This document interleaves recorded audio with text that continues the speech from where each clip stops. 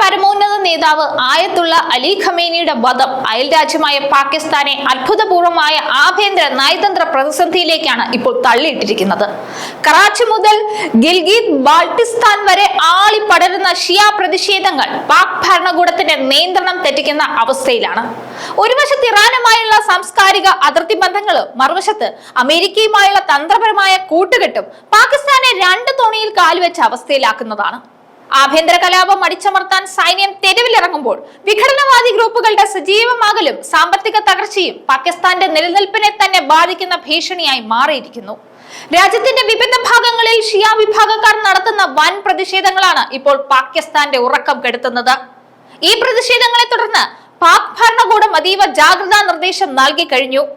കറാച്ചി മുതൽ ഗിൽഗിത് ബാൾട്ടിസ്ഥാൻ വരെ പടരുന്ന പ്രതിഷേധങ്ങളെ തുടർന്ന് രാജ്യത്ത് നിരോധനാജ്ഞ പ്രഖ്യാപിച്ചിരിക്കുന്നു. സംഘർഷ സാധ്യതയുള്ള പ്രദേശങ്ങളിൽ കർഫ്യൂ വരെ ഏർപ്പെടുത്തി കഴിഞ്ഞു. കറാച്ചിയിൽ കലാപകാരികൾക്കെതിരായ പോലീസ് നടപടിയിൽ ഇതുവരെ 20-ലധികം പേർ കൊല്ലപ്പെട്ടുവെന്നാണ് റിപ്പോർട്ടുകൾ. ഇറാനുമായുള്ള 909 കിലോമീറ്റർ അതിർത്തിയിൽ സംഘർഷ സാധ്യത വർദ്ധിച്ചിരിക്കുകയാണെന്ന് ചുരുക്കം. യുദ്ധത്തിൽ ഇറാനെ പിന്തുണയ്ക്കാൻ പാകിസ്ഥാൻ തയ്യാറായിട്ടില്ല. എന്നാൽ US-നെ പിഴക്കാൻ സാധിക്കില്ലെന്ന പ്രതിസന്ധി ഘട്ടത്തിലാണ് പാകിസ്ഥാൻ ഇപ്പോൾ.